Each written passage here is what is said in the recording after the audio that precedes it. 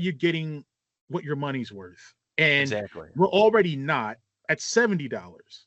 We were No. barely getting, you could argue, you could barely getting it for $60. For some games, and we talk about like a lot of those sports games, you weren't getting your money at $60. You're definitely not getting your money at $70. And obviously it's robbery at It's $80.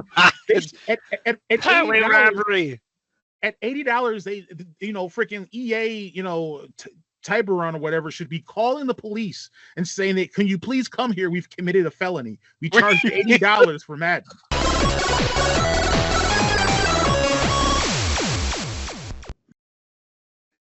Hello and welcome to level 136 of the Thoughts and Players podcast, the gaming podcast with bold takes and no strings attached. I am Jeremy, here with my compadre, David. What up? What up? How's your evening going? It's going all right. Better day, temperature-wise, I would say. Yes. Yeah. How's your day going? I would also say better temperature-wise for sure. Cool, but not too cool today. Yeah. That's what it is. It's been raining the past few days, which kind of sucks because I need to get stuff done in my yard. But Same. hopefully part of that consists of pulling things up out of the earth, and the rain will make the earth softer. So ideally, it will I hear help. that helps. Yes. Hopefully. Okay. Yeah. Well, Well, ladies, gentlemen, chickens, ducks, and hens, welcome into this level of the pod, level 136. We've got a couple of, I think, very compelling topics. I always think that, though. So we're going to jump into those, but I think so. I think I'm right 100% of the time, which is very rare. That sounds right, yeah. Yeah, if you were to ask my fiance, wholly inaccurate. It would almost be the inverse. Yes. Yeah. But we got some good topics, some good, interesting gaming related things to talk about. But before we get into those, let's start where we always start. Which is talking about the games that we are playing. I can go first on this if you'd like. Sure. Yeah.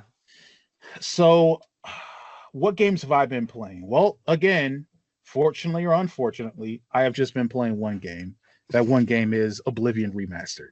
I've been wanting to actually get into Rise of Ronin as well, but I just have so much exhaustion usually by the end of the day that it's like, man, like, Yeah. I can really only play one right now. That's all I got in me. And so if it's going to be one, it's going to be Oblivion. I've been playing that.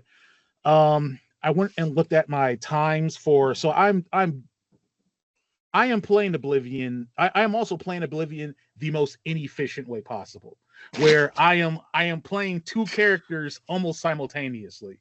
So I'll have maybe sometimes I have a few playthroughs. I play as my female wood elf Alaris, or body type 2, if you want to be technical, what they call it in the game. Some people are mad about that, don't know why. But yeah, sometimes I'll be playing as my wood elf Alaris. And other times I will be playing as my Breton, what is his name? Laird Rinsith or something like that. I gave him a weird name. But anyway, I go between those two.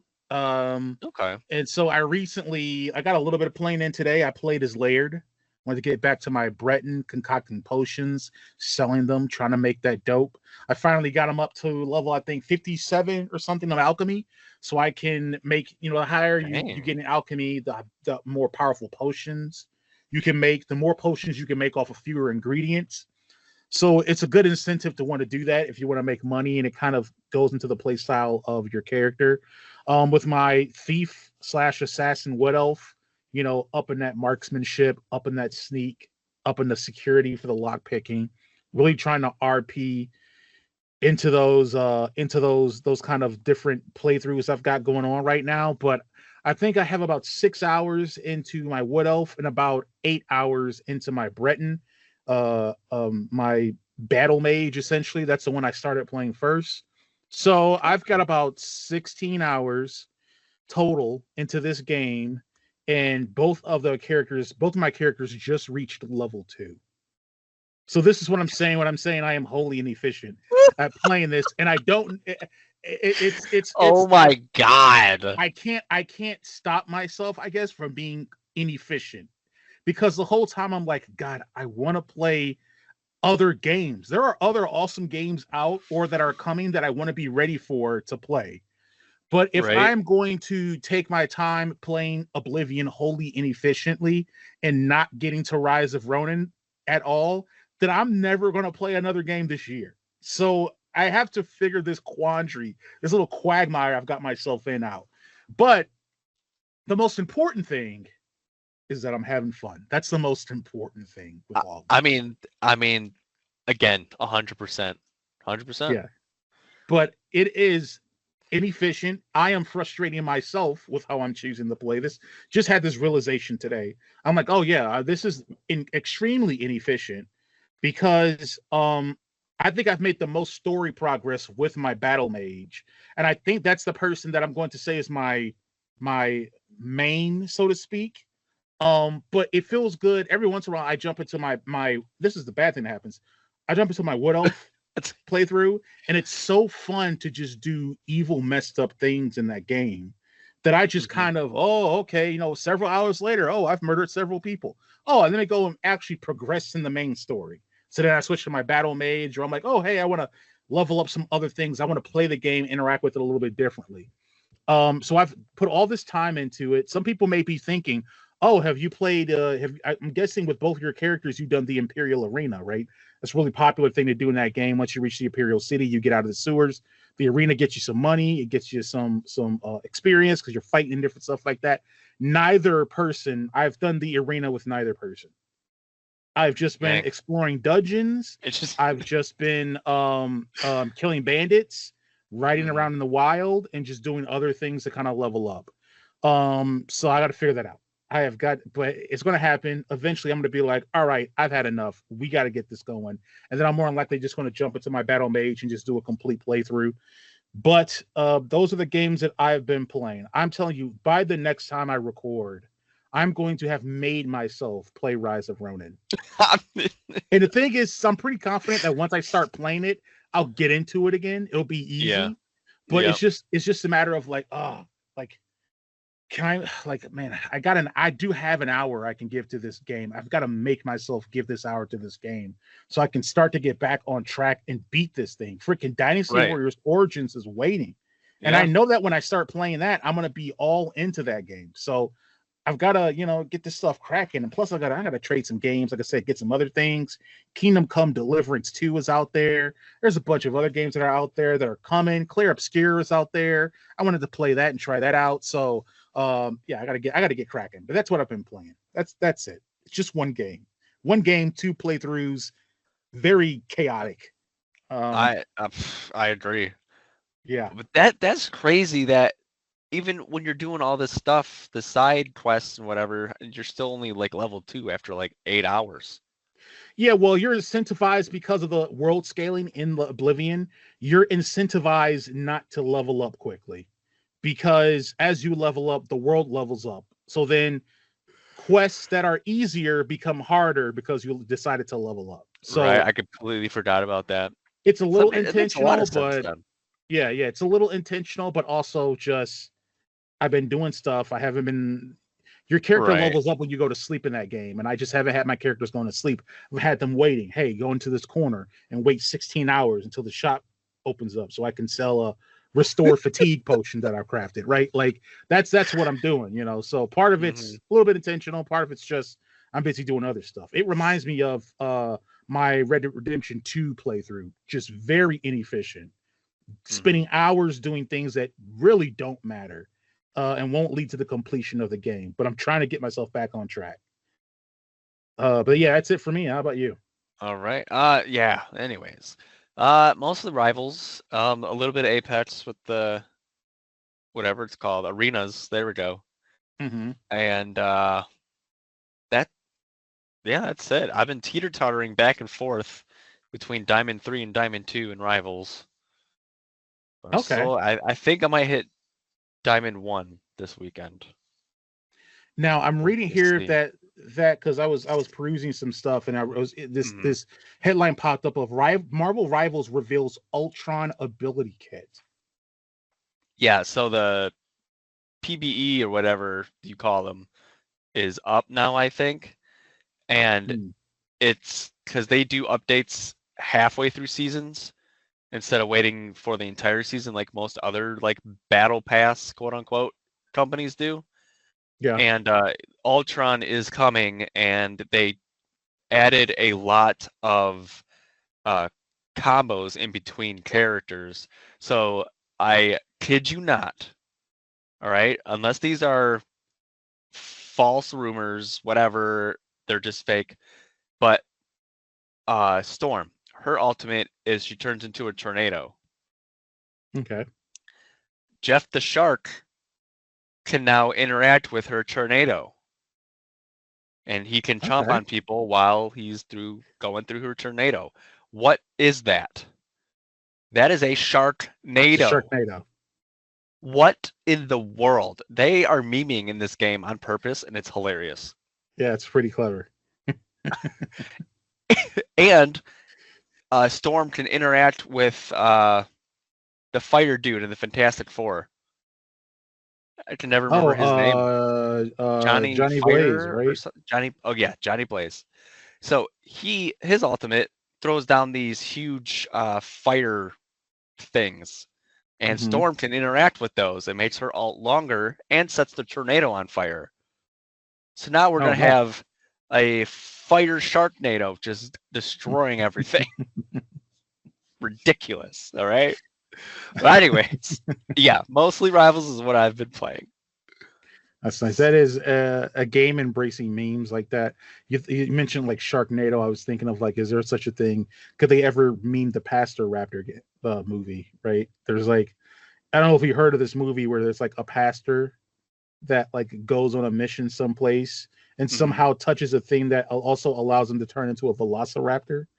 And it's called Pastor Rapper. So I was wondering, like, is there hilarious? I remember seeing that. Yeah, is there a Marvel character that's kind of almost like a clergy person that could then like have I don't think there is. Well, I mean, there are a few like Loki. He can shapeshift. Yeah, that's true. There's got to be somebody else where that's like their only power. Yeah. We need to dive deep in the comics for this one. I know, right? Yeah, it's probably someone that tangentially can be used. I mean, the easy one to think of is in DC is Beast Boy, right? Yeah. But yeah, I can't think of one in Marvel right away. Yeah, that's cool. Lean into the memes. I'm all for that.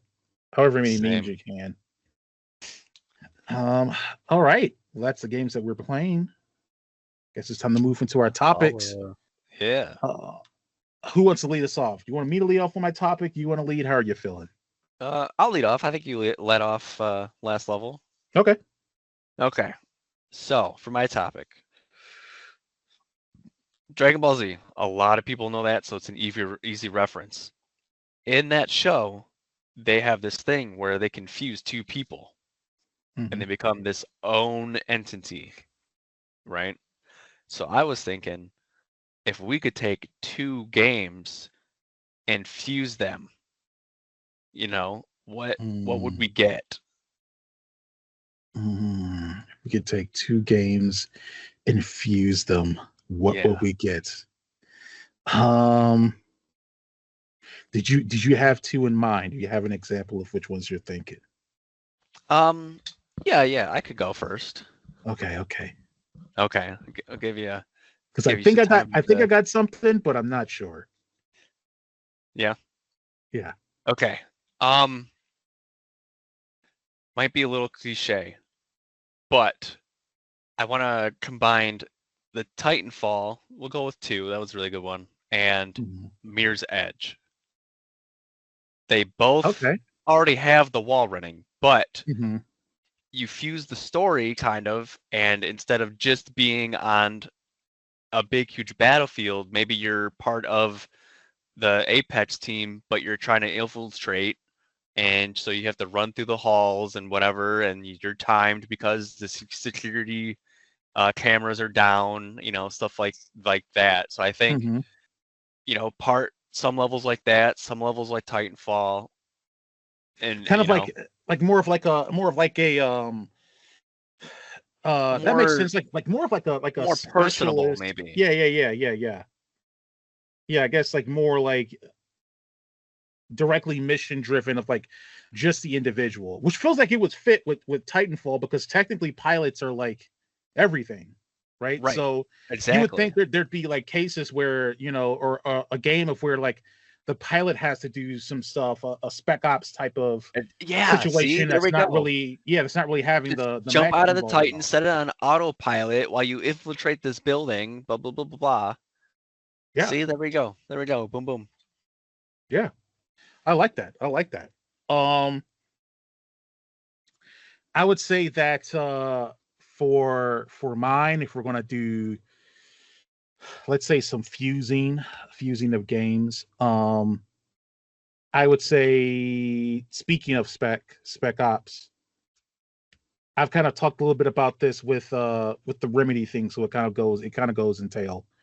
But if you can give me, which one do I want to go with?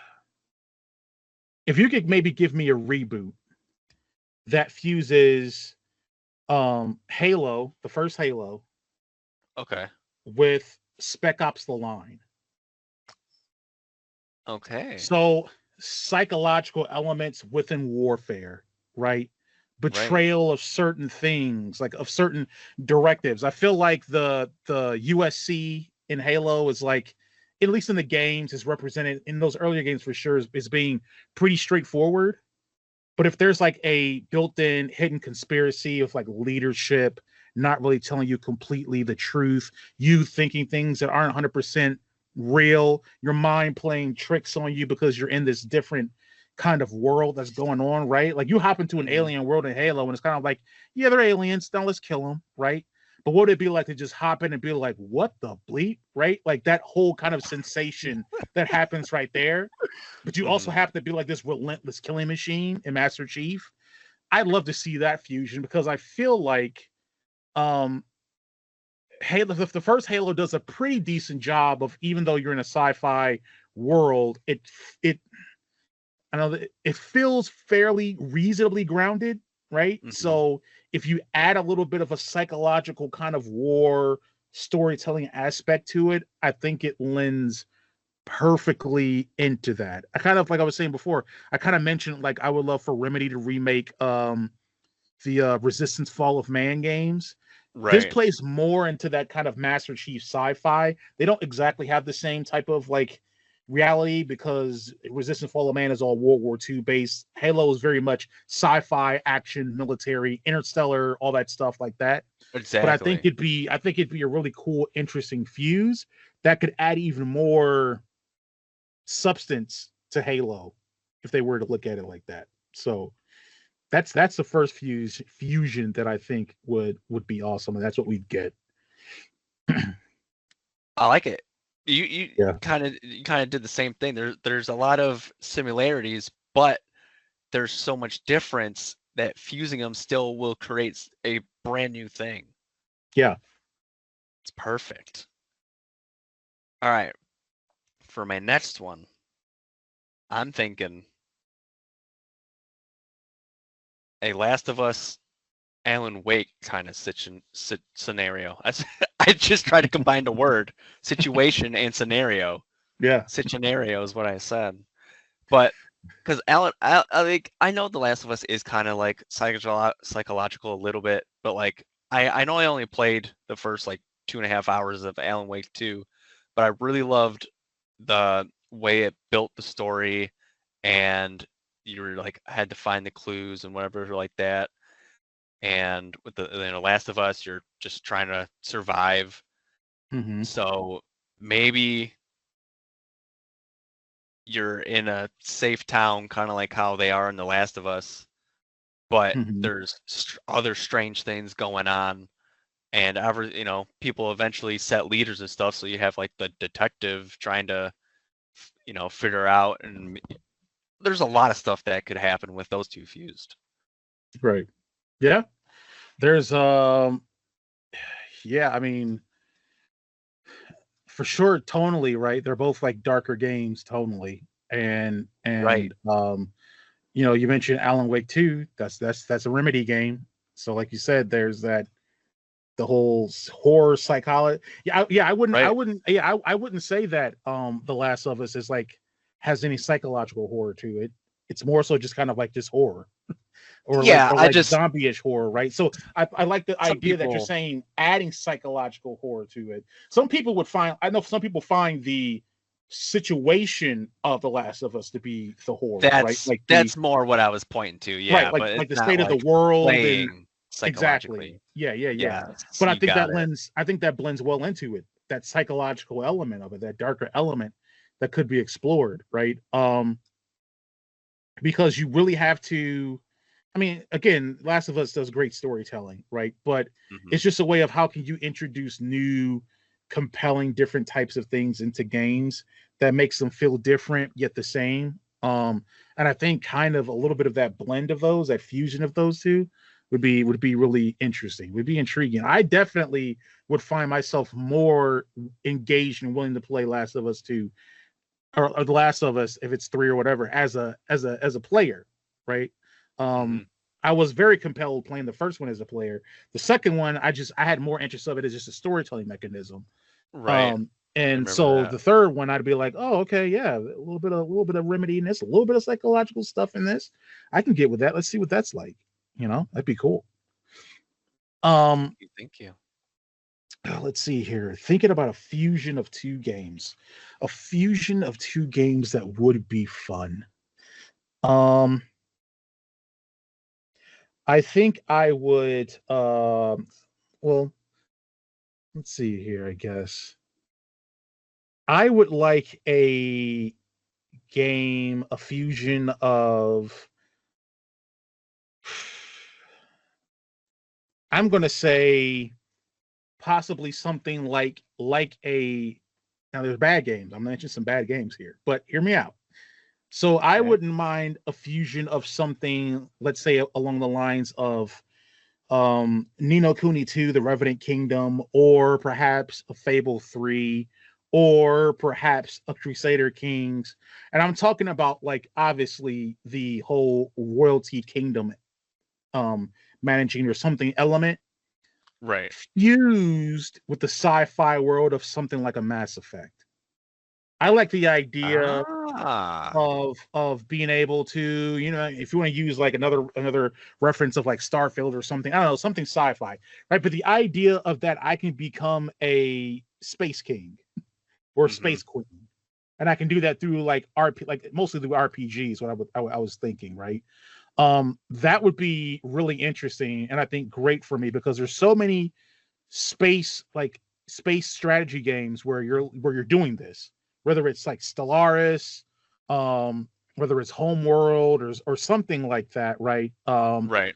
Where it's kind of like, hey, building an empire through space or through interplanetary exploration. So something like man, I'm trying to think of what that game is. But Planetfall is like the sub name of it. Certain games like that. I think that'd be really cool because I'd love to, you know, recruit my band of people and go out there and start invading some people and taking over some territory and making myself a space king. You know what I'm saying? Yeah. Yeah. That just be awesome. And there's not really a way to do that in like a more personal third person or first person type of way. It's all most of that mechanism is explored in strategy games. So I'd like a fusion of that. That would be really cool. Yeah. Run around, just not decimating planets physically, but Or if you want, fleetingly yeah. Yeah. taking over hierarchies. That sounds like a lot of fun. Do you want to do another set, or you want to go to your topic? If you got another one in you, we can hear it. But if you're good, we can move to the next one if you want. Yeah. We're good. Okay. Okay. I think those are some compelling games. Y'all let us know what kind of fusions you would like. Dude, What's they're probably gonna have a lot of good ones.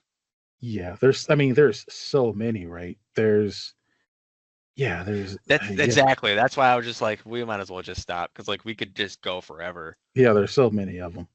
Okay. Well, my topic, um, I've noticed something. I think some people have been talking about it. I had this thought maybe a few weeks ago, and we've kind of talked about it passingly for a while now, and I think it's culminating in a way that looks a little bit different. For a while, we were saying that AAA games are going boom or bust. They're doing the blockbuster Hollywood thing, right? And in the gaps, right, in the space of where they're leaving is going to be these indie games that pop up that are going to have much more of the cultural 100%. zeitgeist, much more impact, right, on what gaming is, right? Looking at it from a dollar's perspective, though, is really interesting. So games this gen, so I don't know, 5-6 years ago, they said expect that $70 games are going to be the standard, right? For years they were trying to do this, and we didn't budge on it, and we didn't budge on it, and we didn't budge on it. And then they said, come on, $70, it's going to be it. It's going to help us. It's going to do so many things. And then collectively, everyone, I guess, caved because they had stimulus checks and they thought that this was cool. Yeah. Well, now we are fast approaching 5 years after that, $80 games. Yeah. Just like that. That's how it happens. That's why when you hear these companies, these publishers and developers say all these things, don't believe them. I don't know why people believe billion-dollar corporations and people. I don't know. It just befuddles me, right? So 5 years later, Nintendo saying, guess what? $80 first-party games. Xbox saying, by this time, by this year holiday, you're going to have some first-party games that come in at $80. And I'm assuming that Sony's probably, somewhere, greasing themselves off from a vat that consists of the goo of children, right? Saying, well, we're going to charge 90 when it comes to us. And so what's happening is that as these AAA games are moving towards $80, we have this influx of the quote unquote AA game being resurrected. AA games were very popular, and they kind of went by the wayside because AAA took over everything, right? Because again, people are kind of dumb, but now they're finding space and breath and life again, right? Particularly the $50 AA game, which I'm actually calling these AA plus games because they're not AA games. Okay. A AA game would maybe be like the Telltale games. That's maybe a AA to me. But for instance, I'll give you some examples of AA plus games, right? Let's go to last year. Senua Saga Hellblade 2. That's a AA plus game. I was like, he better name it. Yes. That's a AA plus game, right? $50. Clear Up, Scare Up Expedition 33, we just talked about it. That's a AA plus game. That's $50. Mafia, The Old Countries coming out. That's going to be a AA plus game, $50. Don't know. Now, some people may say, well, we don't know how good these games are going to be. Well, we know these two games are good. One of these games might be Game of the Year. We know that these other two games that I've mentioned are good, and there's going to be other games coming out that are also $50 games. I'm trying to think I can look it up really quick. If the other Xbox game that came out, if that was $50 on release, or is that a full? Oh no, that's not it. I'm trying to think of that new Xbox game in the South that came out. Oh, South of Midnight. South of Midnight. Yes, I forgot. I need to get that game. That's the one with it's about like the Louisiana folklore. Yes. South of Midnight. What did that come out to? I'm believing that was a $40 game right now. Yeah, that was a $40 game.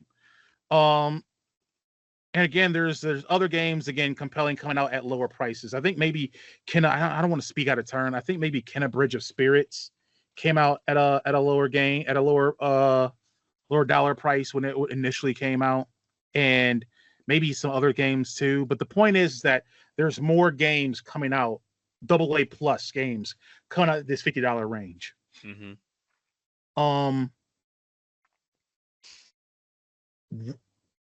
I think this is the new norm that's going to happen, is that you're going to have games offer a more focused experience that's a little, not as verbose, and it's going to Right. come in at a lower price.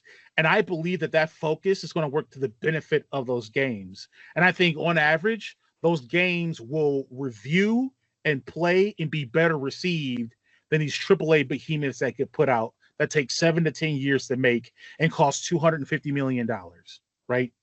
There's going to be within the AAA space, people, you have to remember. Now, yeah, there's been a bunch of AAA bangers that have came out, but honestly, in the realm of like money made in different things from a AAA perspective, there's Grand Theft Auto, and then there's everyone else, and everyone else pales in comparison what that game makes. That's AAA, right? I think Ubisoft tried to come up.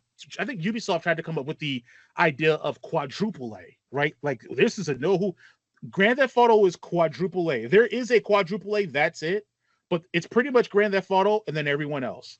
And I think there needs to be kind of like a retooling of perspective on those things. I think on average, these $50 games are going to work better. I think on average, you may see more games that are planning to come out at higher prices. They may end up defaulting back to these smaller, things. Like chance. And so like I look at it like all these different games. I look at a game like Avowed, its length, its playability. That's a $50 game.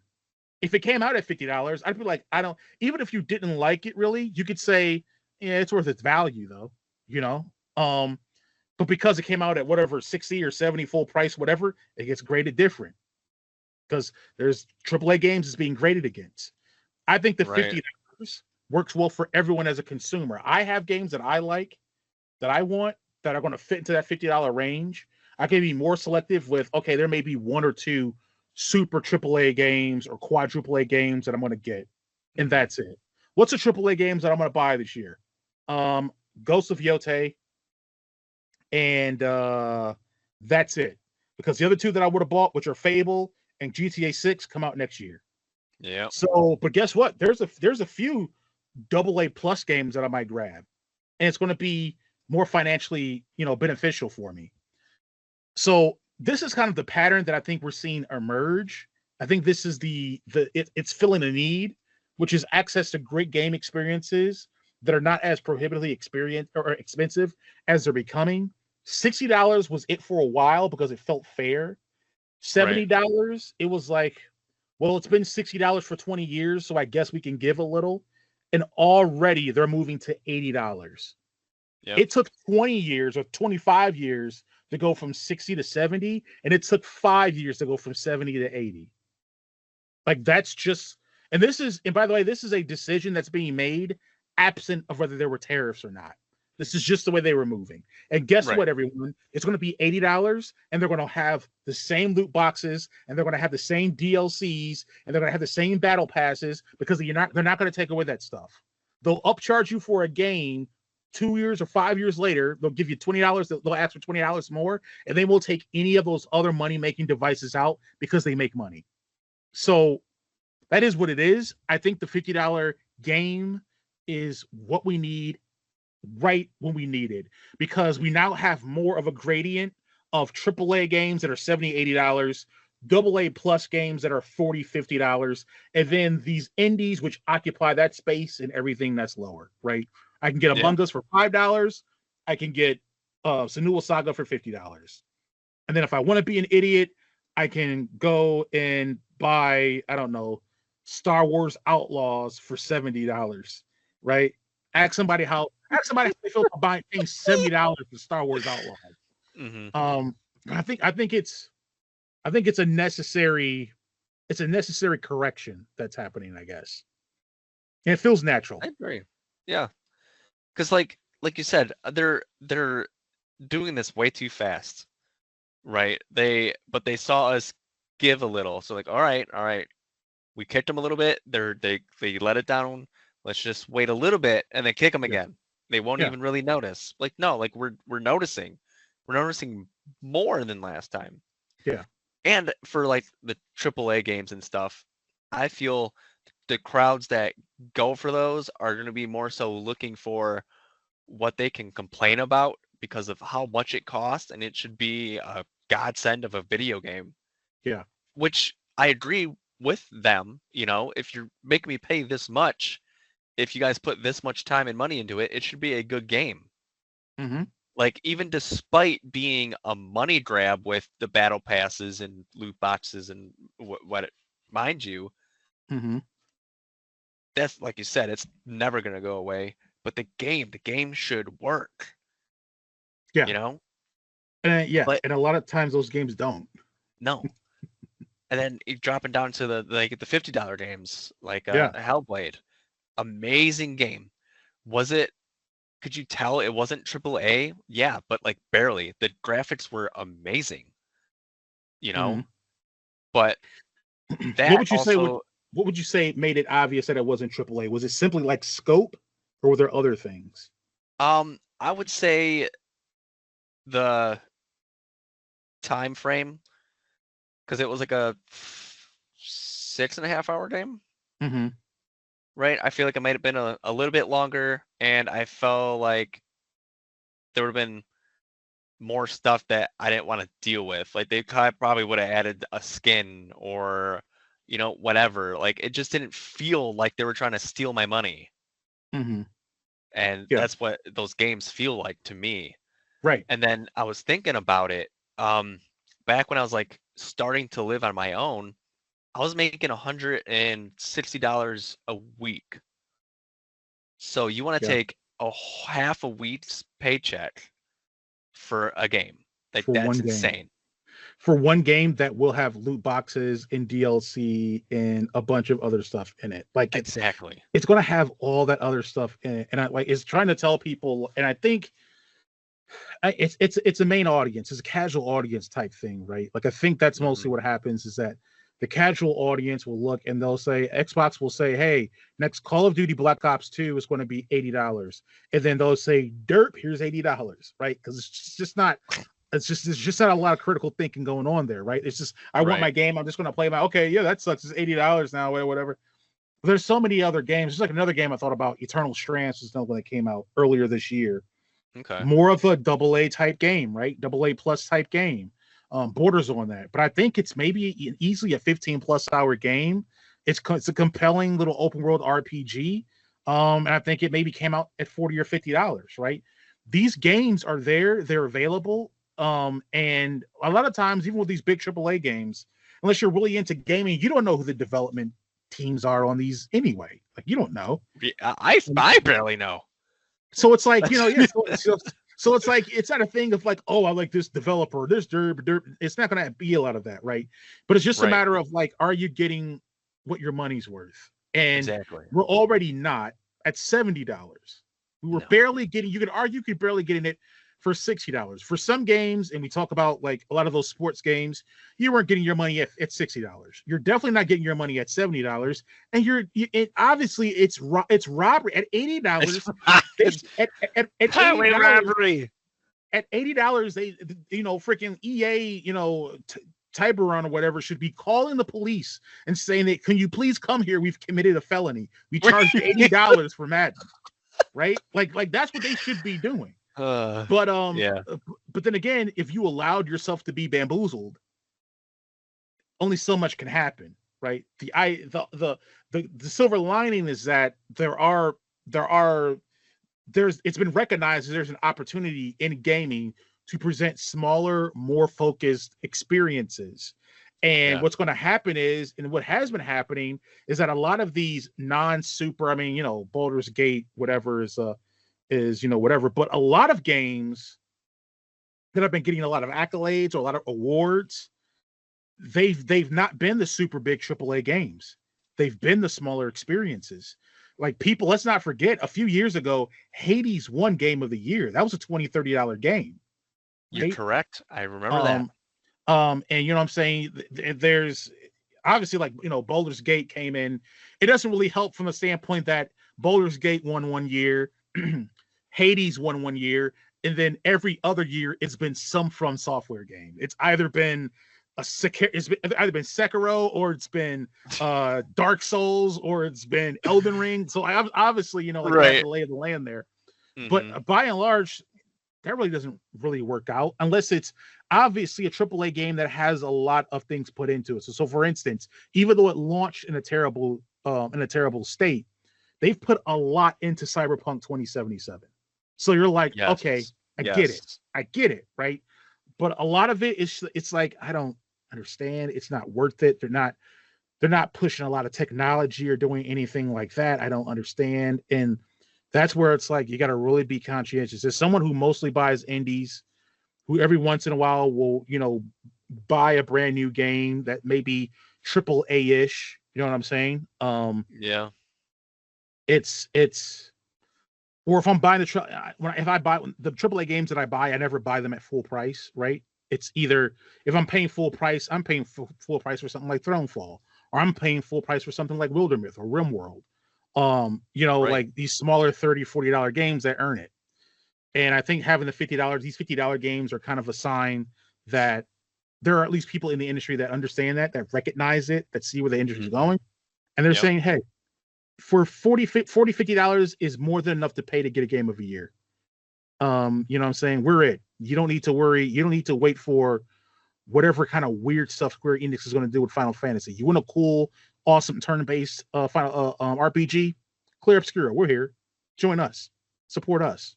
Cool. Yeah. Yeah. That's awesome. Yeah, I agree. And then a little bit more, even games that aren't 50, even going, some indie games like the one we were just talking about, South of Midnight, that's $40. And like I looked up the Artful Escape, that's 20. I don't know what it started at, but like even throwing that much money at these, smaller games, you see what you're getting into, though. It very concise and shows you a little bit of everything, and it's just more inclined to feel better about it, and you're not spending so much money on one game. Yeah. And I mean, like, obviously it's company greed that's doing that. I think it's fair for us to blame other gamers. People play the games. It's fair. They've given up the line. They have not held the line, or as Wall Street Bets invented, hodl. They did not hodl the line.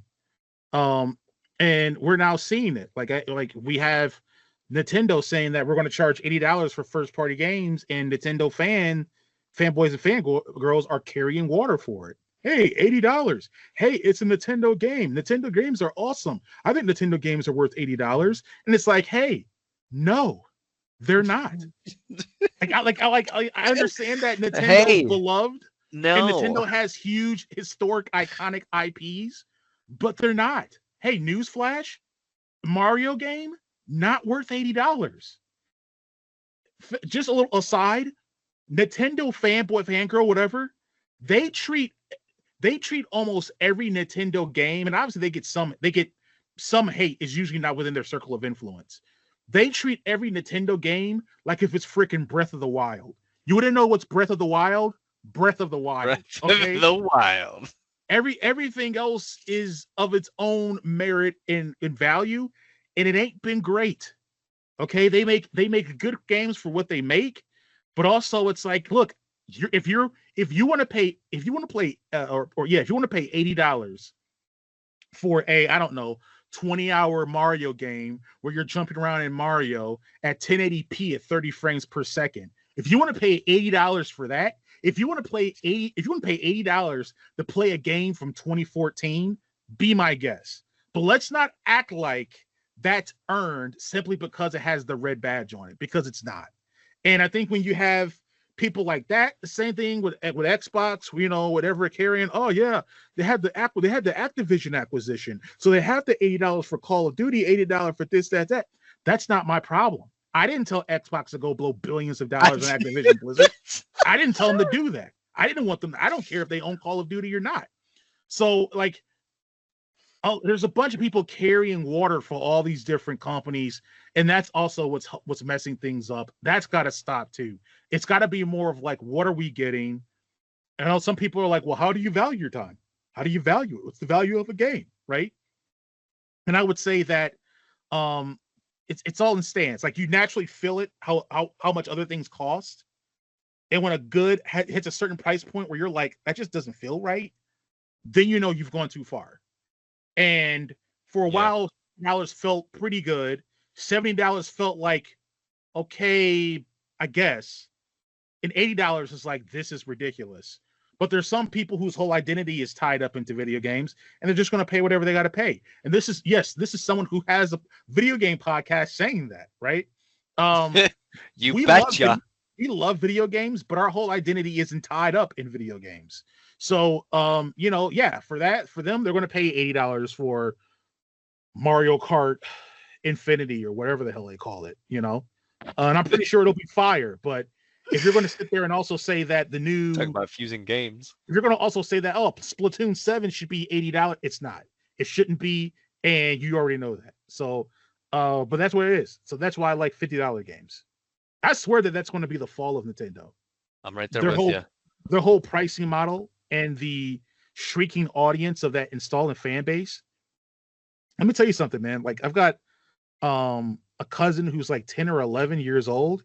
He cares nothing about anything Nintendo. He just wants to play video games that look cool to him, and he wants to be able to access them as easily as he can.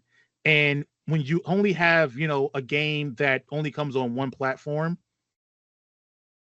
it's just not as accessible. And when that platform's selling part is that it's maybe somewhat mobile, but the entire actual experience is inferior to its competition from a technical standpoint, you're just not going to attract. We got kids, we've got 7-year-olds. We got 7-year-olds out here with $2,500 PCs. If you think that they're going to be cool with 1080p 30 frame per second games because you can walk around your kitchen with it, that's just not going to work, man. That's not going to work. Might as well hop on an iPad. But we'll see. I could be completely wrong. I don't know. You're talking about being 100% right earlier. Got to fly with it. I could be 100% wrong on this one. I feel that I'm not. I feel like we've had some predictions that have been vindicating. And I think the $50 one, we talked about gaming becoming too expensive, too much greed, it being unsustainable. I think the $50 game is a way of trying to help sustain that, right, for a consumer standpoint, right? You'll see companies like Xbox or Sony or possibly even, I don't even know if Nintendo would, but at least those two for sure, right? You'll see them drop $50 games every once in a while. The games we talked about were, granted, maybe like South by Midnight and Hellblade 2. Those were published by Microsoft. Microsoft dropped $50 games. Right. So they understand the viability. They came out with Oblivion. It's remastered. It's $50. Yeah, it's a remaster, but it's $50. Right? We could have charged you $60. But so they understand that. Which is why it's weird that they might charge $80 for, like, I don't know, Microsoft Flight Simulator 3 or whatever the hell they're going to do next. But so that's it for my topic, though. All right. That was a good one. With that done, that means we are near the end of the podcast, which means it's time for final thoughts, where we can offer a final thought about anything related or unrelated to the podcast episode. So, who wants to give a final thought first? I'll go. Okay. All right. Well, I just figured I would update people. Yes. Today, I got the email that my PSA shipment of cards were received. So it only took a month and a half. There you go. But we did it. You got it. You got there. Now they can actually start the grading process. Exactly. Which usually is about 2 to 3 weeks. Okay. So, but we're getting somewhere. Right. I just wanted to update, since I complained about it on either the previous level or the previous level. Yeah. So the hope is that a month, like 4 to 5 weeks from now, you've got it back with some hopefully very favorable grades. Yeah. Would you say that as you've been getting these things graded and their money thing has come back, their value, do you feel like, and this is so weird, this is a weird question, but I think this question, do you feel as though you have been growing, for lack of a better word, wealthy? Have you found some wealth, do you feel like? where you have a card where you're like, oh, I've had this Pokemon card for years. It's nice. It's cool. I'm going to send it off to get graded, right? I maybe got it in a pack or something, and I paid maybe $10 or whatever for it. And it comes back and they're like, hey, it's worth $200, right?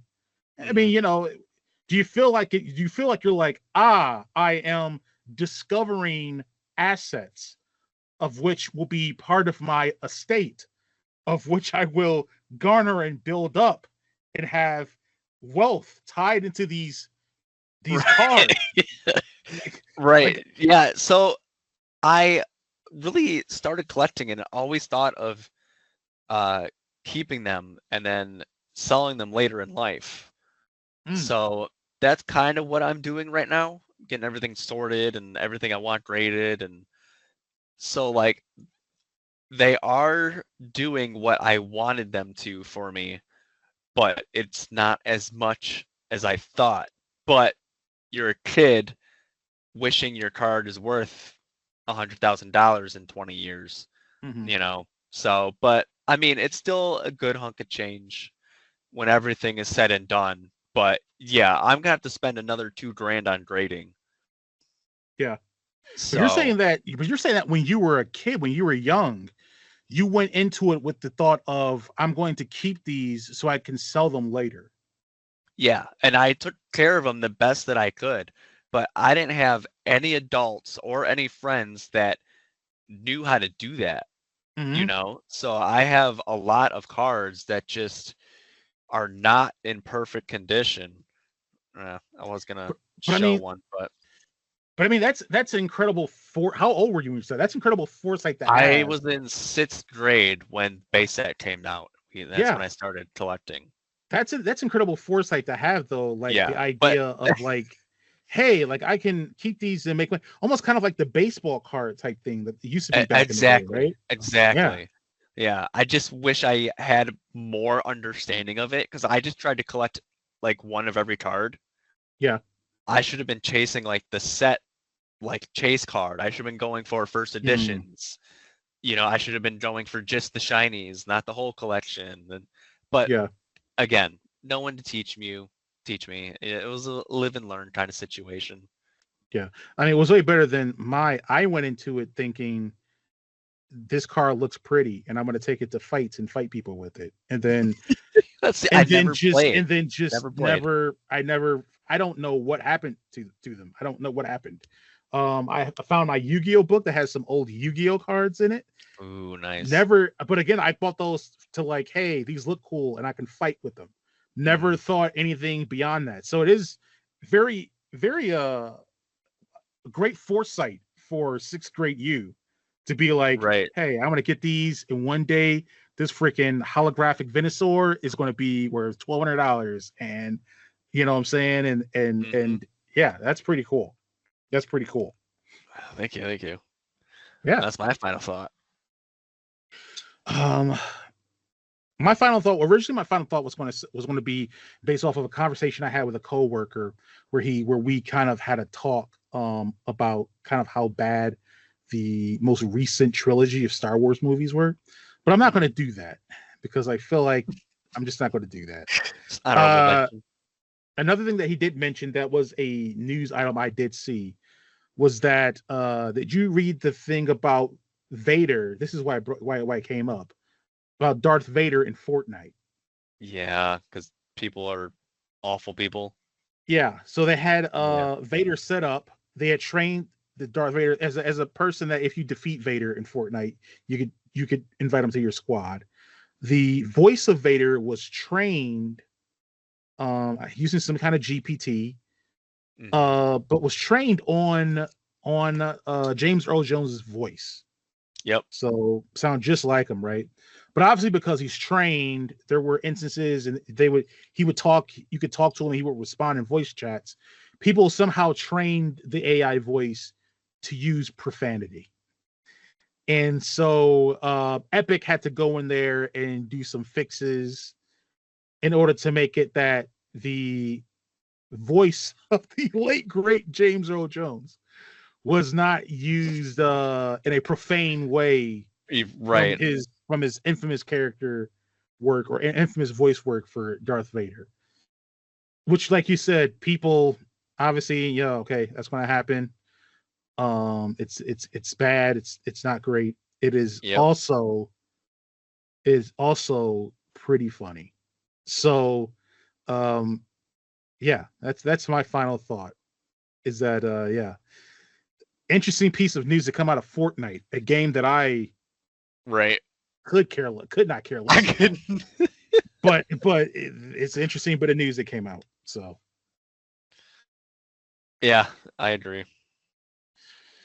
well, that is the end of level 136 of the Thoughts and Players podcast. If you liked what you heard, please like and follow and share the podcast on the socials or your preferred podcast service. We're on the Spotify and the Apple and the YouTube and all the other things. Also, if you want to support us, there's a couple ways you can do that. One, buy merch at our Teespring store, like this phone case, or shirts, hats, hoodies, whatever, stickers.